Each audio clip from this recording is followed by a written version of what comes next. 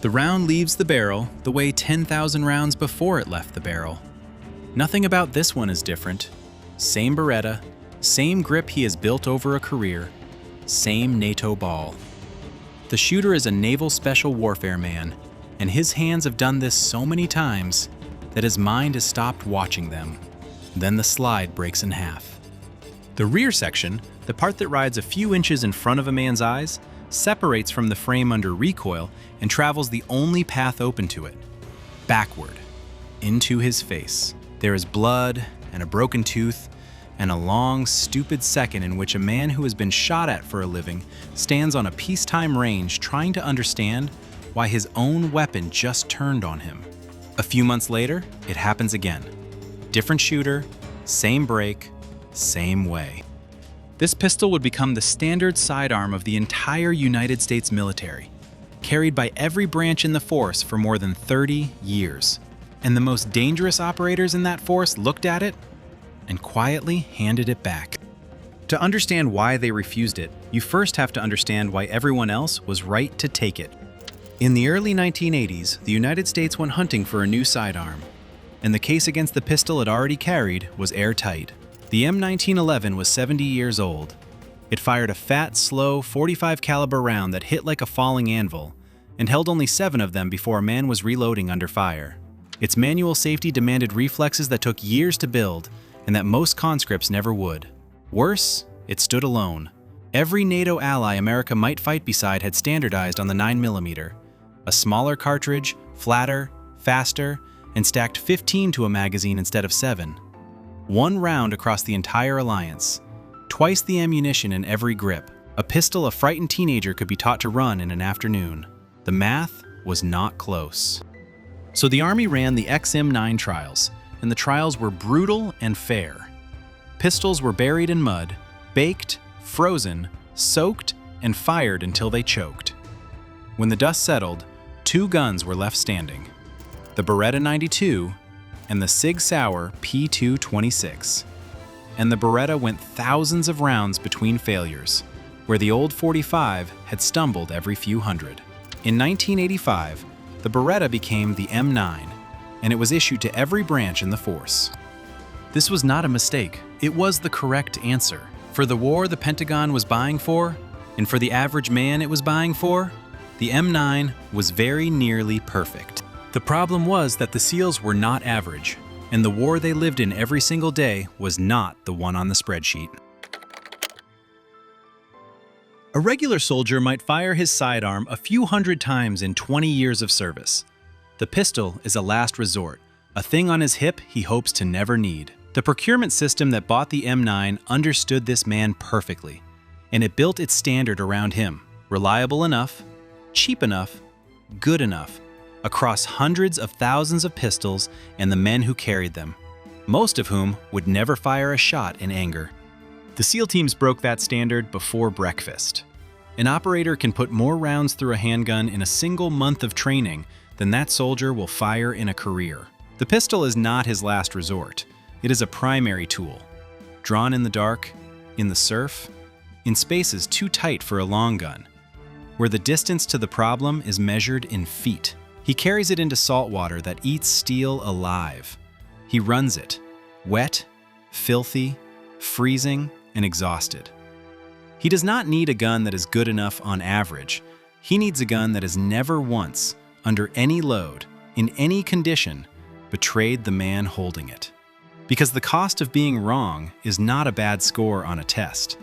It is a dead teammate. And here's the gap the system could not see. A standard built for the average is a promise about the middle of the curve. The SEALs do not live in the middle of the curve. They live at the far edge of it, where round counts and pressures and conditions stack into something no peacetime trial ever simulated. The M9 was honest about the war it was built for. It was simply the wrong war. So when the failures came, the teams did not file a complaint and wait. They went looking for a gun they could trust, with the part of the job that does not forgive. They already knew where to find it, because the answer had been there the whole time, and the Army had passed it over for the oldest reason there is. In those same XM9 trials, the SIG Sauer P226 had not just competed with the Beretta. By the cold numbers, it had beaten it. Fewer stoppages, fewer trips to the armorer. On raw mechanical reliability, the SIG was the better pistol, and the men running the trial knew it. Then the Army asked for best and final offers, and Beretta cut its price, and the contract turned on a spreadsheet. The individual SIG cost less, but its total package, magazines, spares, the whole bid, came in higher. So the better gun lost, not on the range, on the invoice. The SEALs did not buy pistols by the million, and they did not buy them on a government invoice. They could buy the gun that had won where it mattered. The P226 did not win the SEALs over with a thicker slab of steel or some secret in its metallurgy. The early guns were built much like the Beretta, and on paper, the two pistols were nearly twins. What the SIG had was a record. In the same brutal trials, it had jammed less, broken down less, and sent fewer men back to the armorer. Other hard users had already staked their lives on it. West German combat swimmers had run it through their own evaluations through the 1980s and come away believers. And word like that travels fast between men who do the same kind of work. And in the rounds the teams put through it, it had not done the one thing they could not forgive. It had not come apart in a man's hand. That was the whole argument. Not that the SIG was heavier, or stronger, or cleverer. The numbers had called the two pistols a coin flip, and the lower bid had broken the tie toward Beretta. But a coin flip is a fine way to arm the many who will likely never need it, and a terrible way to arm the man who has to bet his life on it. The SEALs did not need the cheaper pistol, or the standard one, or the one that won the paperwork. They needed the one they could stop thinking about. The one whose reliability they would never again have to question at the exact moment they could least afford the doubt. They chose the gun that would not lie to them. The first one broke in September of 1987. A Naval Special Warfare shooter, a Beretta of the 92 family. A routine string of fire on a routine day. The slide fractured under recoil, and the rear half came back at the man behind it. He was hurt, not killed. A slide riding the energy of a 9mm cartridge is not built to kill the man behind it. But the message it carried was unmistakable. The weapon you trust with your life just tried to take a piece of it. Then it happened again. Two of the first batch of military-issue M9s let go the same way, and the men shooting them paid the same toll. Cut faces, and one shooter left spitting out a tooth. The teams pulled the Berettas off the line. You do not keep running a gun that comes apart at the back. Not when the back of the gun points at your eyes. There was a bitter logic to why it was the SEALs who found the flaw first. These guns did not fail on a quiet desk in an arms room. They failed because the men holding them were doing exactly what made them dangerous. Shooting, and shooting, and shooting, past any count a desk had ever imagined, day after day, until the rounds through a single pistol climbed into numbers most soldiers would never reach if they served 3 lifetimes. The teams had stress tested the M9 by accident, simply by living the way they lived. They reached the edge of the gun's endurance long before anyone in procurement knew the edge was there. The pistol that was good enough for 1 million men met the handful of men who used it 1,000 times harder, and the seam gave. And here the story splits into a fight that is never fully closed. Beretta looked at the wreckage and pointed at the ammunition. The pistols, the company argued, had been fed rounds that ran hotter than the contract ever sanctioned. Non-standard loads, pressures the design had never been promised it would have to swallow. It was not a foolish argument.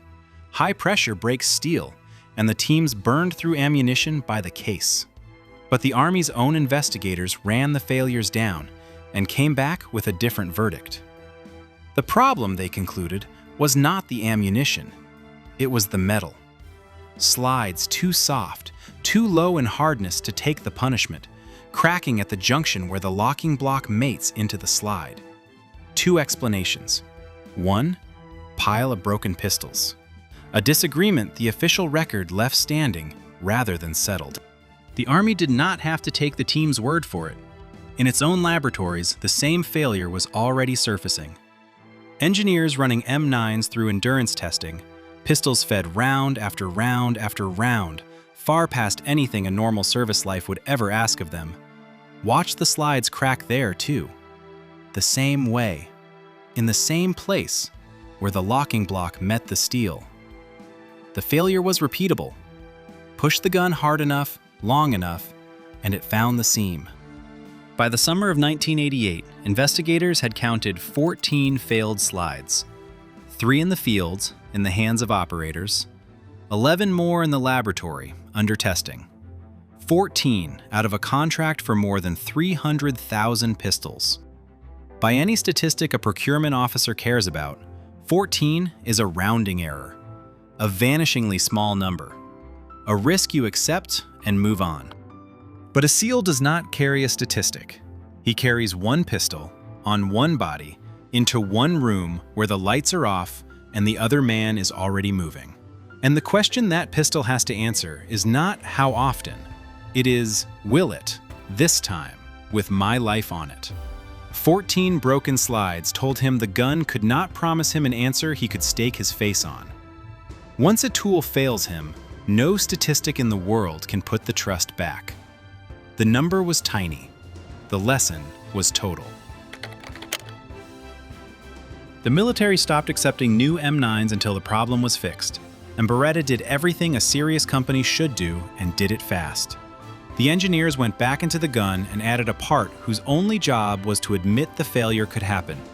An enlarged hammer pin, sized to catch a fractured slide and stop it before it reached the shooter's face. Quality control tightened. The slides were brought back into spec. The improved pistol became the 9.2 and it went on to serve the United States military with distinction for more than 3 decades, through every theater the country fought in.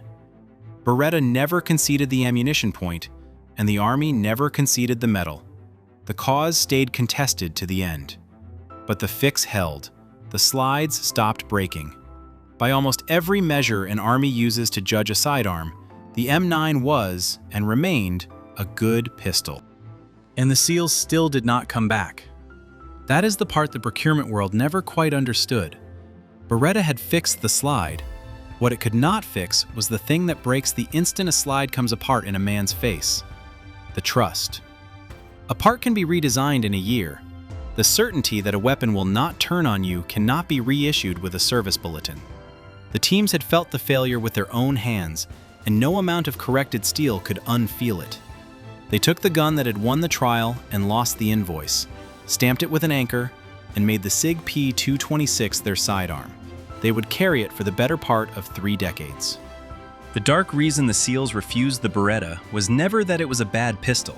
It was one of the finest the country ever bought. The dark reason is harder, and it is this: good enough for an Army is not the same standard as good enough for the man going through the door first. An Army buys for the average soldier in the expected war, and it is right to.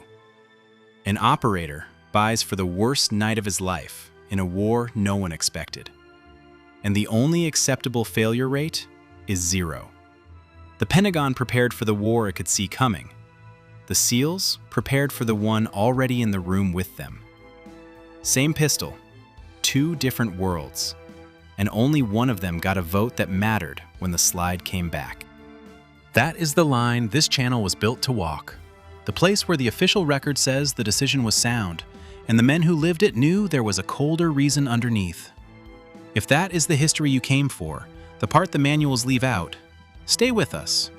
Because the standard book closes when the contract is signed.